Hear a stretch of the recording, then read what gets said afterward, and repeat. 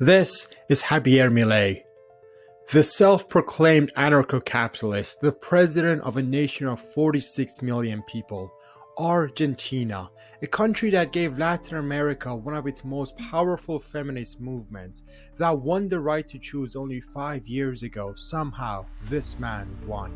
Fast forward to today, Argentina's economy lies in ruins, poverty has soared, wages have collapsed, and the US Treasury has stepped in with a multi-billion-dollar bailout to keep the country from total collapse. But why would Donald Trump, the self-proclaimed America First president, suddenly send billions overseas? What happened? How did Javier Milei take a wounded economy and push it to the edge with his so-called shock therapy? Let's find out. By late 2023, Argentina was living through one of the worst economic crises in its history. Inflation had passed 200%, the highest in the world at the time. Half the population was living in poverty, the peso was collapsing, and people were running to supermarkets to spend their paychecks before prices rose again. Into this despair came Javier Milei, a television economist turned populist crusader. Wielding a chainsaw as his symbol of change, his campaign slogan, "No hay plata," there is no money, became both a warning and a justification for what was coming. He promised to rip apart Argentina's corrupt political caste and impose radical free market reform. He called it freedom. But was it that, or would it become something else? Spoiler alert. It is a cautionary tale of neoliberal experiments gone wrong in the global south. The shock caught everything within days of taking office in December 2023. Milei launched the most aggressive austerity drive in Argentina's modern history. He closed or merged ministries, laid off tens of thousands of state employees, froze infrastructure projects, and cut subsidies for energy, transport, and food. Public sector wages and pensions were slashed for below inflation, and provincial budgets were squeezed dry.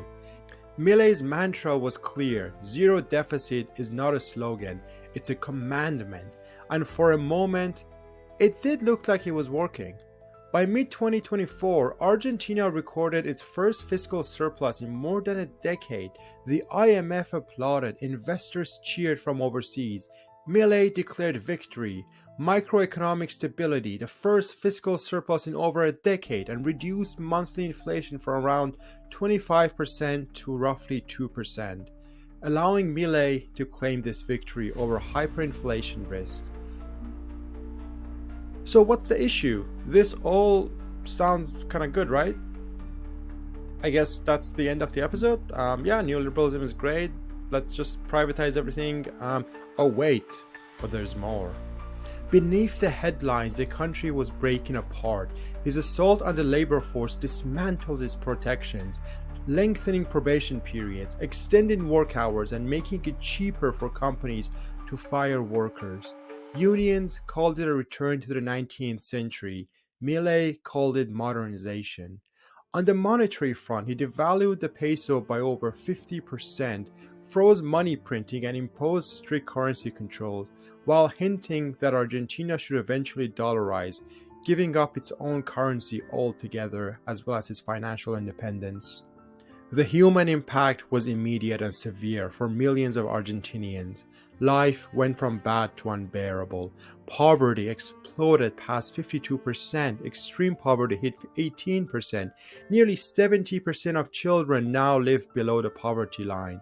Real wages fell by more than 20%, and 9 in 10 households went into debt, half of them just to afford food. As state jobs vanished and infrastructure froze, unemployment rose sharply.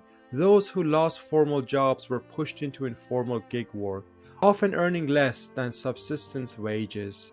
The economy shrank by 3 to 4% in 2024. Public hospitals ran out of medicine. Teachers and doctors went on strike. Even soup kitchens and school meal programs, lifelines for the poor, were defunded. Meanwhile, the wealthy with savings in US dollars or offshore accounts were protected. This is what stability looks like. Stability for markets, not for people. Freedom for foreign capital, wage slavery for Argentinians. While dismantling the state, Milei also went after Argentina's social fabric, using budget cuts as an excuse to advance his right-wing misogynist and homophobic ideology. He abolished the Ministry of Women, Gender and Diversity, funding for domestic violence prevention, and LGBTQ plus equality programs vanished overnight. His vice president, Victoria Villarreal, openly defended figures from the military dictatorship era, the same regime responsible for the torture and disappearance of 30,000 people. Feminist and human rights groups see this as an attempt to rewrite history, to normalize authoritarian nostalgia under neoliberal banner, all while Milei's allies push traditional family values and strengthening ties with far-right religious networks across the region. In other words, economic austerity paired with cultural regression. By early 2025, the contradictions were too obvious to hide. Argentina's reserves were running dry, and investors were panicking. That is when Washington stepped in. The US Treasury arranged a $20 billion currency stabilization package, backed by the Federal Reserve and the IMF, to keep Milei's experiment alive, all while rejecting healthcare to tens of millions of Americans. The deal was sold as economic support, but it was effectively a rescue mission for neoliberalism itself. The conditions were clear: stay on the path of market reform, keep austerity intact, and maintain dollar-based discipline. And here's where the hypocrisy screams loudest. When socialist movements in Latin America empower workers, nationalize resources, or challenge corporate power, they're met with cops, sanctions, or gunfire. Guatemala in 1954, Chile in 1973, Bolivia in 2019, and Cuba, well, it's been under blockade for more than 60 years.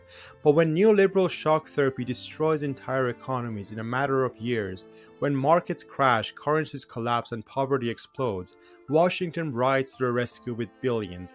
They say socialism doesn't work, but if that's true, why has it been violently crushed every time it's been tried in Latin America? And if capitalism is the only realistic model, then why does its newest poster child, Javier Milei's Argentina, already need a US bailout to survive? Until next time, stay informed, stay in the struggle.